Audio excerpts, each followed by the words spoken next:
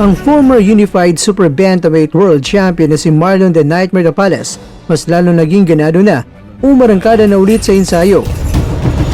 Si Stephen Fulton, umaming mainit na bakbakan talaga kung mangyari ulit ang kilang rematch nila ni Naoya Inoue, pero nagpapahiwatig na gusto sa Amerika ganapin ang laban at hindi na sa Japan. Mga boxing fans sa buong mundo, ayaw na ayaw rin na mangyari ang rematch na sa Japan pa rin. Dito po galing mga kwento ang balitang ibabagi ko sa inyo. Kaya tara, kwentuhan na!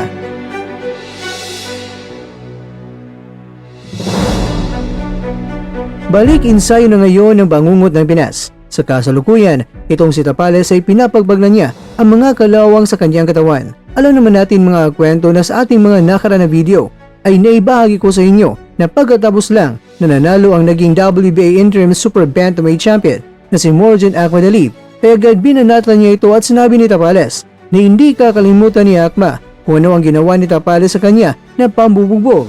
At sa mga nakaraan na live ni Tapales ay sinabi niya mismo na malapit na may kasaang rematch nila ni Akma. Sa mga payag ni Tapales dito ay tila ba nagpapahiwatig na hablutan na naman ang titulo ni Tapales itong si Akma, tulad noon na hawak pa ni Akma ang dalawang mga korona sa Super Bantamweight Division at binaklas ito ni Tapales dahil nga na-upset niya itong si Akma. Kaya sa ngayon ay parang gusto na rin ni Tapales na hablutin ulit ni Tapales ang korona ni Akma. Kung ang papalagan talaga ni Naoya Inoue mga kwento, yung darating na buwan ng Abril o di kaya sa buwan ng Mayo ay itong si Alan Picasso Romero. Kinakailangan pa muna ng activity fight itong si Akma habang naghihintay pa kay Inoue dahil ibinunyag naman ng Team Inoue na isusunod naman itong si Akma pagkatapos kay Picasso at ang target pa nga ay sa Saudi Arabia gaganapin ang laban. Pero dahil kinakailangan na lumaban si Akma habang naghihintay, pagka dito na papasok ang rematch nila ni Tapales at ni Akma at baka muling matatalo naman ni Tapales itong si Akma at doon na may malaking tsansa na si Tapales naman ang susunod na makakalaban ni Inoue.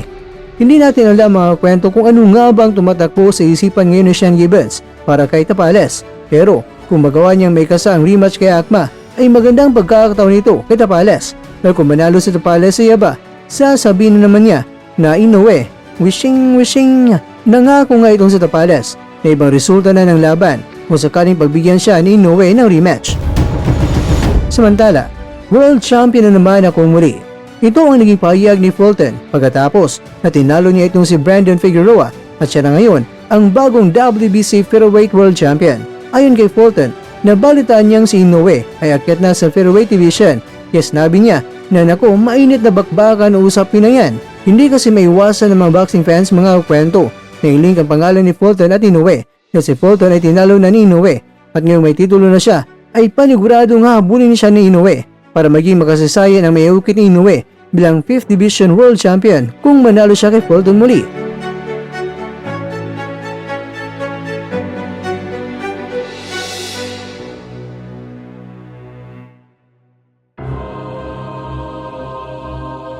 Manyaga kwento, ang sigaw ng mga boxing fans ay dapat ikasa ang rematch na Fulton at Naoya, pero halos lahat sila ay gusto na hindi na sa Japan dahil gusto nila sa bansang Amerika na. Ikaw kwento, kung iambing mo ang galawan ni Fulton kontra kay Figueroa at galawan ni Fulton kontra kay Naoya, magkatulad ng ba o parang may nahalata kang kakaiba kung ang laban ay may kasa?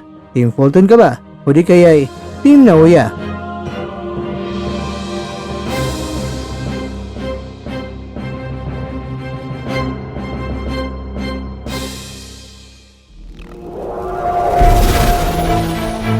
At dyan, nagtatapos ang ating kwento.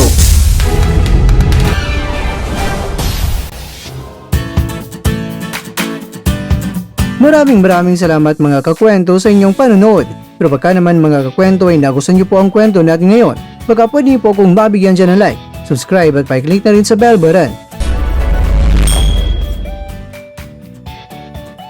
Pero bago tayo matapos mga kwento, syempre, shoutout po muna tayo dyan sa ating mga kakwento. Kay kakwentong Jimmy Cabebe, kay kakwentong Daniel Macagwapo, kay kakwentong Vince Villar, at kay kakwentong nanonood ngayon, shoutout sa iyo dyan. Bueno, hanggang dito na po muna ang ating kwentuhan at abangan na po ating susunod na video. At dito lang po yan sa isang channel na kung saan maaring ito'y mga kwentong di pa na kwento sa inyo.